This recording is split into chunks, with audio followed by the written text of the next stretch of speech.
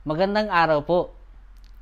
May balak po ba kayo na patituluhan o i-transfer ang titulo ng lupa sa inyong simbahan o di kaya sa inyong korporasyon o asosasyon?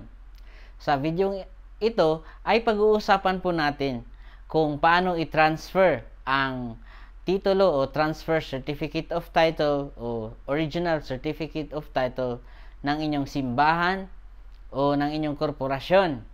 Kapag ang isang uri ng ari-arian o property ay pag-aari ng simbahan o ng korporasyon, mas komplikado po dahil may kinakailangan ng mga corporate requirements para sa pagpapatransfer ng pagpapatitulo o pagtransfer ng titulo ng lupa.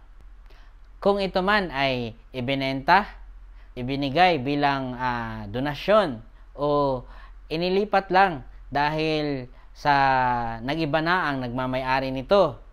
Bago po natin mapalipat ang pagpapatitulo ng lupa sa inyong simbahan o ng inyong korporasyon, kailangan po na rehistrado po ang inyong korporasyon o di kaya sa simbahan, ang inyong simbahan sa Securities and Exchange Commission.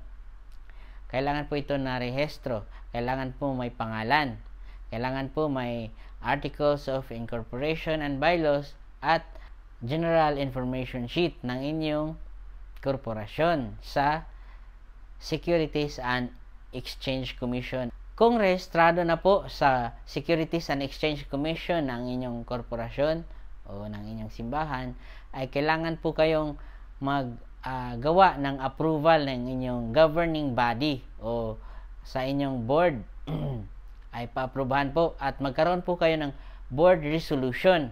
Ang board resolution na ito ay nag-a-aproba na bumili po kayo o mag-accept po kayo ng donation galing sa inyong ililipat na titulo ng lupa in favor po sa inyong simbahan o sa inyong korporasyon. Ito po ang mga kinakailangang kunin po ninyo sa seller o sa donor ng lupa na ipapalipat po ninyo in favor po sa inyong simbahan o sa inyong korporasyon. Gaya ng transfer certificate of title o yung titulo ng lupa, yung mga valid IDs ng nagbibigay o nagdo-donate o di kaya nagbibenta. Kailangan din po ng TIN at yung marital consent. Yung asawa po ng registered owner ay kailangan nakapirma din po siya sa deed of sale na ipapagawa natin sa abogado. Mas maganda po na gawin nyo po ang due diligence na ating na-discuss po sa ibang video natin kung bago tayo bumili ng lupa. Pagkatapos po ninyong gumawa ng board resolution, ay magpagawa po tayo ng deed of sale sa abogado o sa notary public. Doon po sa abogado ay dalhin nyo po ang kopya ng titulo ng lupa at yung bayad po kung ito po ay ibinenta po sa inyong korporasyon o sa inyong simbahan. O di kaya ay magpagawa kayo ng deed of donation o deed of conveyance. Kung donation naman po, kailangan nyo magpagawa ng no prior donation, affidavit of no prior donation sa abogado. Ang susunod na hakbang ay kailangan po tayo pumunta sa BIR. Ito po ang mga kinakailangang requirements sa BIR. Sa BIR ay magbabayad po tayo ng capital gains tax at documentary stamp tax. Kung donation naman po, kailangan po nating magbayad ng donor's tax. Pagkatapos po nating magbayad ng capital gains tax o donor's tax, dun po sa authorized agent bank ng BIR ay ibabalik po natin lahat ng dokumento sa BIR at makakuha po tayo ng Certificate Authorizing Registration o BIR e-car. Pag nakuha na po natin ang ating BIR e-car sa BIR, ay pumunta po tayo sa munisipyo o sa City Hall at magbayad po tayo ng transfer tax. Kumuha din po tayo ng tax declaration at realty tax clearance. Ang susunod na hakbang ay pumunta po tayo sa Registry of Deeds. Kailangan pong dalhin at isubmit sa Registry of Deeds ang mga dokumentong ito para mai-transfer at maproseso ng Registry of Deeds ang pagpapatitulo ng Transfer Certificate of Title at mailipat ang pangalan sa ating korporasyon o sa inyong simbahan ang pagmamay-ari. Pagkatapos nyo pong mai-submit ang mga dokumentong ito, ay kailangan po nating magbayad ng mga kaukulang bayarin sa pagpaparehistro ng ating transaksyon sa Registry of Deeds. Pagkatapos nyo pong magbayad, ay ipoproseso po ng Registry of Deeds at bibigyan po kayo ng schedule kung kailan po kayo babalik para makuha ang ating bagong Transfer Certificate of Title na nakapangalan na po sa simbahan o sa inyong korporasyon.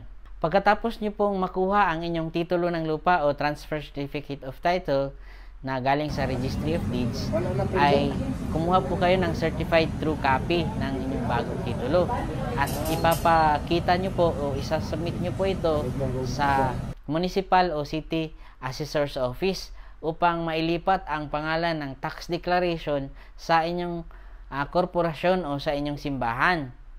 Paalala po sa inyong pagpoproseso ng inyong pagpapatitulo ng lupa. Kailangan nyo pong sumangguni sa abogado o sa registered real estate agent. At kung meron po kayong mapagkakatiwalaang tao, kung ayaw nyo po na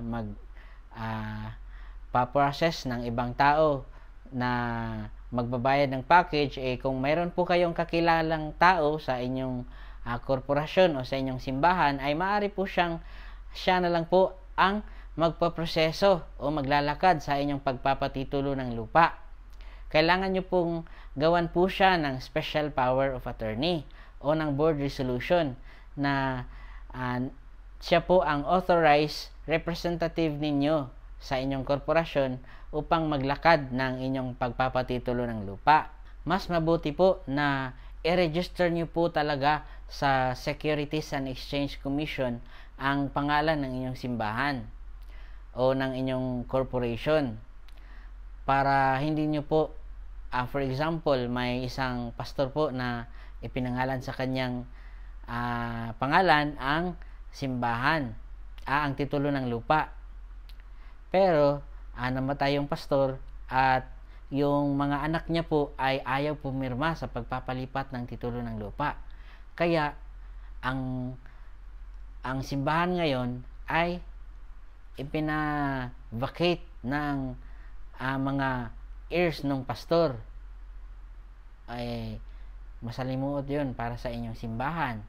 Kailangan po ninyong magtabi ng mga kopya sa lahat ng inyong kukunin sa munisipyo, sa Registry of Deeds, sa BIR, at sa lahat ng mga isinabmit nyo sa ating gobyerno, sa mga ahensya ng gobyerno, ay kailangan nyo ng photocopies each para po may basehan po kayo sa susunod na mga kinakailangang i-submit. Baka mayroon pong kailangan nyo po in the future ang mga kopya ng mga dokumentong inyong isinabmit. Kailangan nyo pong bayaran ang real estate taxes sa munisipyo o sa City Hall, sa Assessor's Office o sa Treasurer's Office para po hindi po kayo magka-penalty. Siguraduhin po ninyo na yung nagbebenta ay siya po yung registered owner at yung kanyang spouse o yung kanyang asawa ay makakapirma po sa deed of sale o deed of donation. At yun na po ang mga kinakailangan gawin na hakbang at proseso at mga documentary requirements para sa pagpoproseso ng inyong titulo ng lupa o paglilipat ng pagmamay-ari ng titulo ng lupa na ibinenta po sa inyo o di kaya i-donate o di kaya ipapalipat lang ang pagmamay-ari nito sa inyong korporasyon o ng inyong simbahan o di kaya ng inyong asosasyon. Maraming salamat po sa panunood. Sana po ay natulungan ko po kayo. God bless po sa inyong lahat. Dalangin ko po na maayos ang inyong pagpapalipat ng titulo ng lupa. Mag-like at i-share ang ating videos para mas marami po tayong matulungan at maabot ang ating videos. God bless po sa inyo.